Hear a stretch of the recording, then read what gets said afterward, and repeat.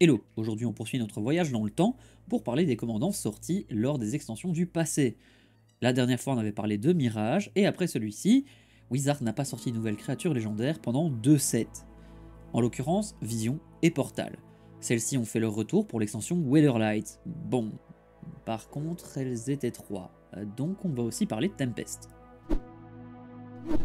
Je rappelle que ces vidéos ont pour but de vous présenter des cartes que vous avez rarement vues, pour vous les faire découvrir et vous donner des idées de nouveaux decks. Et que de nouveau, ce sont des cartes qui se trouvent sur la réserve list. Ça, c'est pas important pour toutes, mais ça le sera. Et donc on va commencer par Weatherlight et ses Phyrexians, qu'on va traiter ensemble parce que...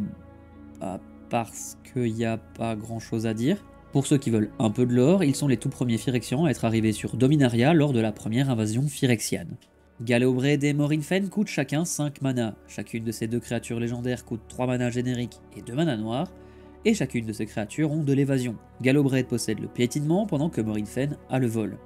Ils ont tous les deux un défaut qui les poursuit, puisqu'ils ont l'entretien cumulatif. Pour ceux qui ne connaissent pas la règle, les cartes avec un entretien cumulatif vont gagner un compterage au début de votre entretien. Puis vous devrez payer le coût de cumulatif upkeep pour chacun de ces compteurs-âge. C'est une capacité que l'on voit rarement, et ce même quand l'effet est positif. Je pense notamment à Breath of Fire ou Mystic Remora, mais dans ce cas-ci, leur entretien cumulatif n'a aucun avantage. On n'est donc pas dans le cas de Breath of Fire pour des cartes qui n'ont pas spécialement d'avantage non plus. Pour terminer avec ceci, Morinfen est une 5-4 pendant que Gallowbraid est une 5-5. Morinfen peut se permettre d'avoir moins d'endurance puisqu'il sera plus difficilement bloquable que son congénère. Après bon, ils doivent se valoir en termes de dégâts infligés.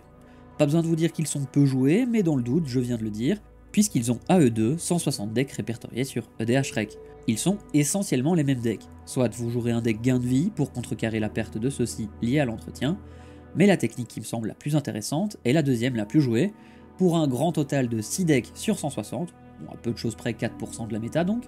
On parle donc de l'archétype Self-Damage. Le but du deck sera de s'infliger un maximum de dégâts pour ensuite mettre tout le monde sur le même pied d'égalité. Retenez aussi que puisque l'entretien cumulatif se base sur des compteurs, le blink mais aussi les sacrifices suivis d'une réanimation pourra vous les reset. Solemnity vous empêchera de mettre des compteurs, Vampire X-Mage pourra les retirer, bref, vous aurez compris où je voulais en venir. Terminons Weatherlight avec Maraxus, et ouais, la vidéo aurait été vachement courte si on avait parlé que de Weatherlight. Maraxus est une étoile pour 6 mana, dont 2 rouges et 4 génériques. Maraxus a une force et une endurance égales au nombre d'artefacts dégagés, de créatures et de terrains que vous contrôlez. Et Maraxus est plus joué que Morinfen et Gallowbraid combinés. On y trouvera des decks trésors, qui comme leur nom l'indique, vont faire grossir Maraxus en mettant plein de tokens trésors sur le board, avec des cartes clés comme Xorn et Academy Manufactor, une bonne dose de créateurs de tokens, qu'ils soient trésors, cailloux, nourriture ou indices, et ça tombe bien puisque le rouge est particulièrement fourni. Maintenant il reste un léger défaut parce que garder tous ces trésors et ne rien en faire, c'est aussi perdre votre rampe. Tout ça pour faire grossir votre commandant. On terminera probablement les parties grâce à des cartes comme Chandrise Ignition, Soulfires ou Fling. On trouvera bien sûr des decks équipements et Voltron aussi, puisqu'il en profitera pour grossir, malgré le fait qu'il ne dispose pas d'évasion, ce dont il faudra vous fournir, mais en Voltron, ça devrait le faire. Ce deck profitera aussi de cartes comme Sword of the Animist et Staff of Titania, vous donnant plus de dégâts à chaque attaque. Dans le pire des cas, vous pourrez aussi faire un deck Cheerios, deck qui consiste à lancer un maximum de cartes artefacts coûtant 0 mana à lancer, juste pour enlarge your commander, et après finish de la même manière que dans un deck trésor.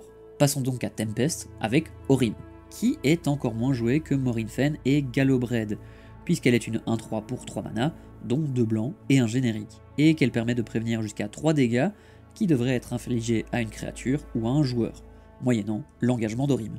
Et de nouveau, il n'y a pas grand chose à en dire, parce que c'est une capacité utile en Commander, mais rarement Game Changer. Bref, certains la jouent juste pour le fait qu'elle est un clair, et donc on joue un deck de clan clair autour d'elle. Surtout que pas mal de clairs ont le même effet qu'elle, et qu'elle est une des rares créatures légendaires ayant cette capacité. En dehors de ce genre de deck, on pourra parler de decks comme le deck Aikido. Je connaissais pas le thème, et pourtant j'aime bien l'idée. Un deck Aikido utilise les dégâts des adversaires contre ces derniers, un peu comme le vrai art martial quoi. Après ça reste un peu bancal en mono blanc, puisqu'on n'a pas beaucoup de ce genre de cartes qui sont des cartes souvent rouges. On passe à Greven qui coûte 6 mana, dont 3 génériques et 3 noirs, qui commencera par vous forcer à sacrifier une créature en arrivant sur le board, pour ensuite être une 7-5 non bloquable, sauf par des créatures artefacts et par des créatures noires, qui sera réduit par le mot-clé peur plus tard dans les éditions, et donc dans l'oracle de Greven. Bref, une 7-5 avec de l'évasion, on voit vers quoi on se dirige, et comme Tressorhorn, dont on a déjà parlé, on parle d'un deck Voltron qui aura besoin d'avoir des créatures à sacrifier, sauf qu'il coûte plus cher à lancer parce qu'il a de l'évasion. En gros, il compense un peu ses défauts en étant une créature qui, en frappant 3 fois, battra quelqu'un au dégât de Commander, et qui aura plus facile à le faire grâce à son évasion. Mais on n'est toujours pas au point où on se dit que c'est génial d'avoir ça en tant que commandant. De toute façon, il est rare de l'utiliser autrement. Il y a bien quelques personnes qui se sont dit que le jouer avec de l'infection, c'était sympa à faire, et oui, l'évasion rend la chose intéressante, mais les cartes noires donnant l'infection sont plutôt rares. Continuons avec Stark, qui pour 3 mana dont 2 rouges, pourra détruire un artefact ou une créature moyennant l'engagement de ce dernier, et le fait de devoir le donner au contrôleur du permanent qui aura été détruit. Alors, il y a bien des moyens de profiter de cet effet encore et encore, moyennant de jouer des cartes comme Homeward Path ou Brand, de le récupérer pour le réactiver grâce à des cartes comme Claim de Firstborn, et plus je parle de Stark, plus je me dis qu'il y a un truc marrant à faire. Donner une carte comme celle-là à vos adversaires, ça peut se retourner contre vous, mais si vous avez joué autour de ce commandant, ce qui est normalement ce que vous êtes censé faire dans un deck Commander, vous vous débrouillerez pour à chaque fois n'avoir que des cibles que les adversaires ne veulent pas détruire, ou pour ne pas avoir de cible du tout. Ce qui n'est pas forcément compliqué pour un deck rouge qui voudra voler des créatures aux adversaires, que ce soit Stark ou pas d'ailleurs. En gros, un deck qui se jouera souvent comme un deck vol, parfois comme un deck KO, et bien souvent avec des cartes qui diffèrent de la moyenne, ou des cartes qui apportent un bénéfice lorsqu'elles quittent le champ de bataille. On passe maintenant à la carte la plus chère dont on parlera aujourd'hui, puisque notre cher ami coûte 30€. Après, on a de la chance, il est à plus de 60$ aux US. Donc bon, c'est juste moitié moins cher quoi. Et la damerie est une 2-2 pour 2 verts, et c'est pas compliqué, son prix est lié à sa force, et au fait qu'il ne sera jamais réimprimé. Enfin, tant que la réserve liste reste en état, et normalement c'est le but de cette liste. Et la damerie donne la traversée des forêts et le linceul à tous les autres elfes. Et quand je dis à tous ceux-ci, c'est vraiment à tous, puisque tous les elfes adverses bénéficieront aussi du boost. Et c'est rarement un malus parce que les decks elfes ciblent peu leurs propres créatures.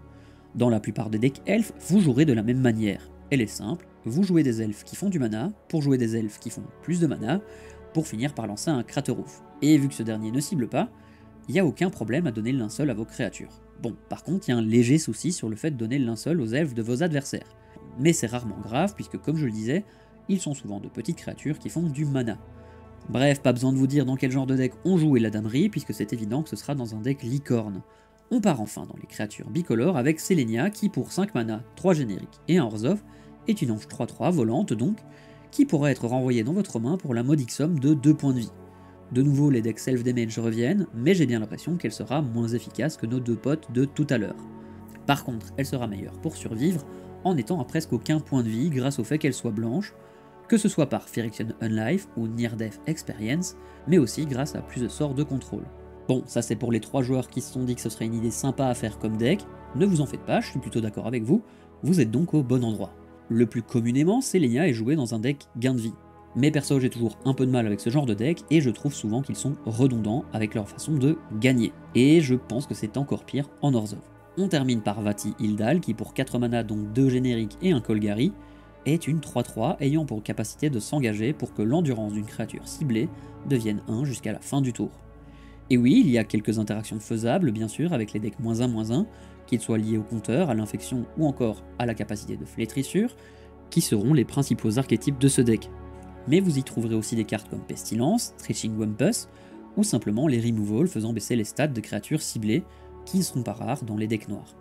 Bien sûr, vous allez vous retrouver dans un deck Golgari qui sera très poussé vers le contrôle, qui tentera de temporiser avant de partir en combo, puisque votre commandant, Thornby-Staff et Knight of Soul Betrayal ou Karvak vont raser les boards adverses. Mais Vati, Tree of Perdition et Pestilence pourront faire perdre la partie à un adversaire de votre choix.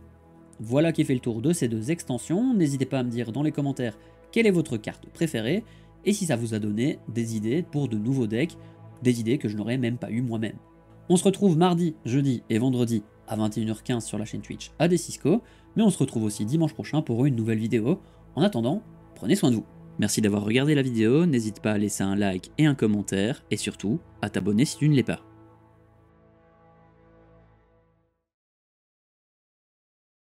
Tiens, t'es encore là toi? Non, parce que y a pas grand chose à faire ici en fait, hein. Sauf si tu cliques sur un de ces boutons. Merci, bisous.